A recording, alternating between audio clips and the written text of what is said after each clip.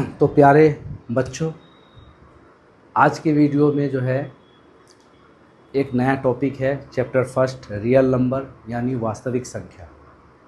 कल के वीडियो में हमने जो है रेशनल इरेशनल यानी रेशनल को परिमेय बोलते हैं और इरेशनल को अपरिमेय बोलते हैं। फिर कल के वीडियो में जो है हमने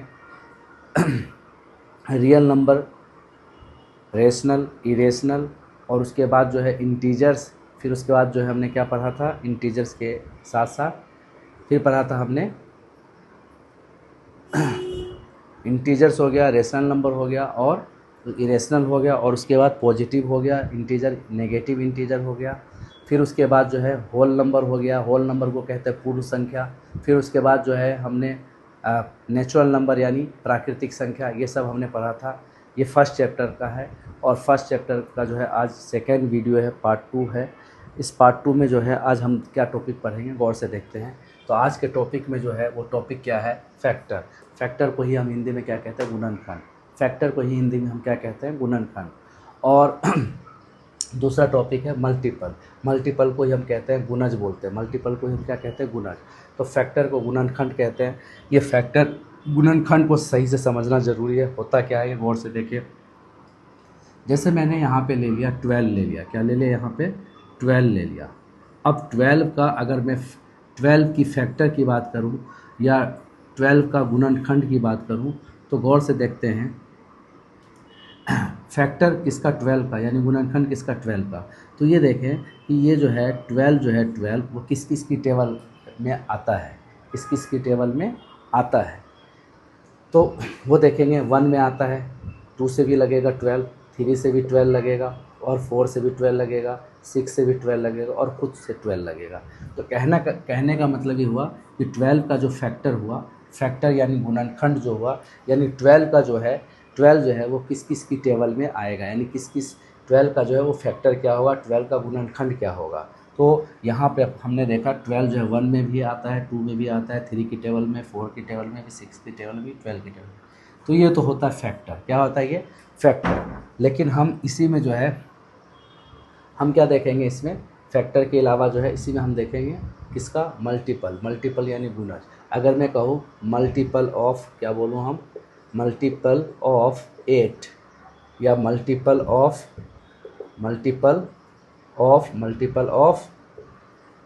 2। तो अगर मैं मल्टीपल ऑफ 2 बोलूँ तो 2 का टेबल स्टार्ट करना, 2 1 जा, 2 2 जा, 2 3 जा, 2 4 जा, ठीक है, 2 5 जा, ठीक है। अगर मैं मल्टीपल ऑफ 8 कहूँ तो 8 का टेबल 8 1 जा, 8 2 जा, 8 3 जा, ठीक है, 8 4 जा, ठीक है। तो मल्टीपल वो होता है कि अगर जिसका भी मल्टीपल बोलेगा उसका टेबल स्टार्ट हो जाएगा, यानी वो जो है 8 से किस किस में डिवाइड लगेगा। तो 8 से 8 में लगेगा, 16 में लगेगा, 24 में लगेगा, 32 में लगेगा। मल्टीपल यानी गुणज का मतलब ये हुआ कि अगर मैं बोलूँ मल्टीपल ऑफ 8 तो 8 का टेबल स्टार्ट करना और 8 से किस किस में डिवाइड लगेगा। मैं कहूँ मल्टीपल ऑफ 2 तो इसका मतलब हुआ कि 2 से जो है किस किस में डिवाइड लगेगा, यानी 2 का टेबल स्टार्ट। तो 2 2 1 जा, 2 2 जा, 2 3 जा, 2 4 जा, ठीक है। तो मल्टीपल क्या है और फैक्टर क्या है, ये चीज़ हम समझ चुके हैं। अब जो है अगला टॉपिक लेंगे, क्या लेंगे, अगला टॉपिक।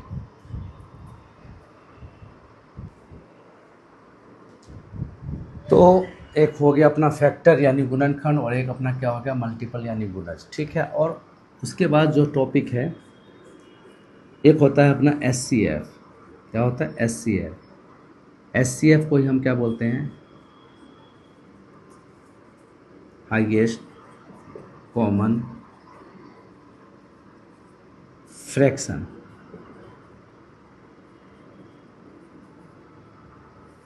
इसी को जो है SCF को ही हम बोलते हैं शॉर्ट में मस। क्या बोलते हैं, मस। इस मस का पूरा नाम होता है महत्तम समापवर्तक। क्या होता है, महत्तम समापवर्तक, ठीक है। एक तो होता है SCF और एक अपना क्या होता है, LCM। क्या होता है, एक LCM। तो एक होता है LCM। तो L का मतलब होता है अपना लोएस्ट कॉमन और M फॉर मल्टीपल या मल्टीप्लिकेशन भी बोल सकते हैं या मल्टीपल भी बोल सकते हैं। इसी को अपन बोलते हैं लॉसर। क्या बोलते हैं, लॉसर। लौसा का पूरा नाम होता है लघुत्तम समापवर्तक। लघुत्तम समापवर्तक। तो एचसीएफ और एलसीएम जो टॉपिक है उस टॉपिक को देखते हैं कुछ एग्जाम्पल लेकर के। जैसे क्वेश्चन में पूछा जाएगा, find the LCM and HCF of 24 and 36। यानी इसी को पूछा जाएगा क्या कि 24 और 24 और 36 का एलसीएम क्या, एलसीएम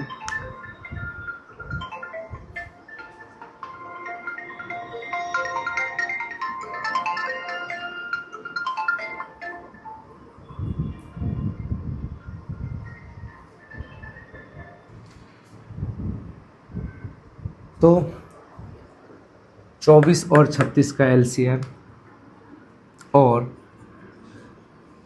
क्या एचसीएफ क्या करना है, ज्ञात करना है। तो करना क्या है, यहाँ पे 24 है तो पहले 24 का क्या लेना है अपने को, फैक्टर निकालना है। क्या निकालना है, 24 का फैक्टर निकालना है। तो 24 का फैक्टर मैं यहाँ निकालने जा रहा हूँ। अगर मैं 24 का फैक्टर लेता हूँ तो यहाँ पे जो है 2 से लगाता हूँ। किससे लगाता हूँ, 2 से। तो 2 से लगाऊंगा 2 1 जा 2 2 जा, फिर 2 से लगाऊंगा 2 6 जा, फिर 2 से लगाऊंगा 2 3 जा, फिर किससे 3 1 जा। तो यहाँ पे जो लिखना पड़ेगा 24 के आगे जो लिखना पड़ेगा 2 मल्टीप्लाई 2 मल्टीप्लाई 2 मल्टीप्लाई 3 मल्टीप्लाई 1, 2 2 2 3 1, 2 2 2 3 1। फिर अब किसका लेना है, 36 का। तो 36 का भी अगर हम एलसीएम लेते हैं तो 36 का जो है ये निकालेंगे फैक्टर, एक तरह से गुणनखंड। इसको गुणनखंड फैक्टर 2 1 जा 2, इसका 1 बेसिक 16, 2 8 जा 16, 2 9 जा 18, 3 3 जा 9, 3 1 जा 3। तो इसका जो आ गया है वो कितना आ गया है, 2 इंटू 2 इंटू 3 इंटू 3 इंटू 1। अब अपने को करना क्या है, एक तो होता है एचसीएफ और एक होता है एलसीएम। तो मैं यहाँ पे एचसीएफ पहले निकाल लेता हूँ। वैसे एलसीएम ही पूछा है पहले, तो मैं क्या करता हूँ पहले एचसीएफ निकाल लेता हूँ। तो एचसीएफ निकालने के लिए क्या करना पड़ता है, एच का मतलब हाईएस्ट, सी का मतलब कॉमन, एफ का मतलब फ्रैक्शन। हाईएस्ट कॉमन फ्रैक्शन, तो कॉमन का मतलब जो दोनों में होगा। तो देखा जाए तो दोनों में 2 है ना, तो यहाँ पे इस दोनों 2 के बदले में 1 2 आ जाएगा कॉमन, है ना। फिर इस दोनों 2 के बदले में 1 2 आ जाएगा कॉमन, ठीक है। अब यहाँ पे 2 है, अब यहाँ पे 2 नहीं बचा। अब ये 3 है और ये 3 है, तो चाहे इसके बदले में लें चाहे इसके बदले में, बात एक ही है। तो मैंने इसके बदले में ले लिया, ये 3 के बदले में एक 3 आ गया। अब यहाँ 3 है और इसका पेयर यहाँ नहीं बन रहा है। अब दोनों में 1 है तो दोनों 1 के बदले में 1 लिया जाता है। यहाँ पे कुछ स्टूडेंट को ऑब्जेक्शन हो सकता है कि सर 1 लिखे या नहीं लिखे उससे कोई फ़र्क नहीं पड़ता है, लेकिन कुछ क्वेश्चन ऐसे हैं जहाँ पे अगर 1 नहीं लिखेंगे ना तो हमारा आंसर एचसीएफ निकलेगा ही नहीं। वो अगले पार्ट में या किसी क्वेश्चन में अपने को देखने को मिलेगा। फ़िलहाल मैं आदत लगा रहा हूँ 1 भी लिखने का। ऐसा क्यों कह रहा हूँ, जो अगले पार्ट्स में अगले वीडियो में मिल जाएगा आपको आगे, ठीक है। तो इस 2 के बदले में 1 2, इस 2 के बदले में 1 2, ठीक है। और इस 3 के बदले में 1 3 आ जाएगा, और ये 2 डबल 1 के बदले में इसका पेयर के बदले में ये। अब इसको मल्टीप्लाई करते हैं। 2 2 जा 4, 4 3 जा 12, 12 1 जा 12, 2 2 जा 4, 4 3 जा 12, 12 1 जा 12। तो ये 12 अपना क्या आ गया, अपना एचसीएफ आ गया। अब क्या निकालना है हमें, एलसीएम निकालना है। तो एलसीएम निकालने के लिए मैं यहाँ निकालने जा रहा हूँ। तो एलसीएम निकालने के लिए हम क्या करेंगे, पहले जो 24 का जो फैक्टर आया है, गुणनखंड जो भी आया है, यहाँ से लेकर के यहाँ तक इस सारे नंबर को लिख लेना है। 2 2 2 3 1, तो मैंने लिख दिया 2 2 2 3 1। यानी 24 का जो पहली लाइन है उसको मैं एज इट इज़ उतार दूंगा। अब नीचे 36 के सामने आता है, देखें ये 2 के बदले तो ये 2 आ ही गया है, ये 2 के बदले ये 2 आ ही गया है। अच्छा, इस 3 के बदले में ये 3 आ ही गया है। क्या इस 3 के बदले में और कोई 3 आया है, नहीं। कहने का मतलब ये हुआ कि जो पहली लाइन तो लिखेंगे ही, पहली लाइन लिखने के बाद दूसरी लाइन में ये देखेंगे जो जो आ चुका है उसके एक्स्ट्रा, उसके अलावा अगर कोई बचा है तो उसको लिखना है। तो यानी यहाँ पे ऐसे बोल सकते हैं कि LCM, M for mix, mix का मतलब दोनों को मिक्स करके लिखना है, लेकिन जो एक बार आ गया उसको दोबारा नहीं लिखना है। हाँ, उस पेयर के बदले में अगर कोई एक्स्ट्रा आ रहा है तो हम एक्स्ट्रा उसको आगे लिखेंगे।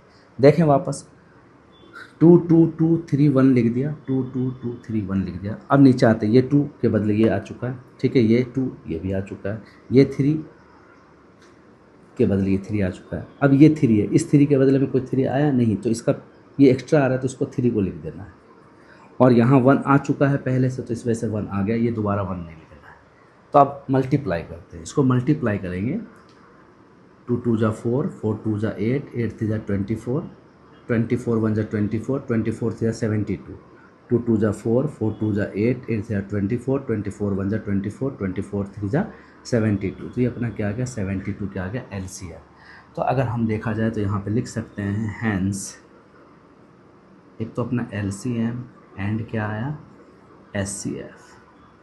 तो LCM कितना आ गया अपना 72 एंड SCF जो है SCF कितना आ गया अपना 12 आ गया, 12।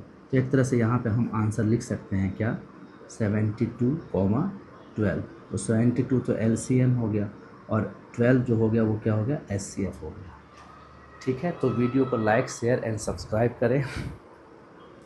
और बहुत अच्छे तरीके से, मैं बहुत बेसिक तरीके से जो है बिल्कुल ज़मीन जिसको कहते हैं, ज़मीन का अंदर बिल्कुल बेस जो होता है, बिल्कुल बेस यानी बिल्कुल निचले स्तर से हम इस चैप्टर को स्टार्ट कर रहे हैं। उस चैप्टर में जो बेसिक आ रहा है, मल्टीप्लाई डिवाइड, ये सब को हम कोर्स के साथ साथ सारा बेसिक करते हुए जाएंगे, ताकि किसी स्टूडेंट का बेसिक अगर दिक्कत है तो वो सिलेबस के साथ साथ वो बेसिक को भी कवर करते हुए चलेंगे, ताकि वक्त रहते बेसिक भी कंप्लीट हो जाए और साथ साथ सिलेबस भी चलता रहे, आगे जो है प्रॉब्लम नहीं हो। ठीक है, मिलते हैं अगले नेक्स्ट वीडियो में। Thank you. ओके।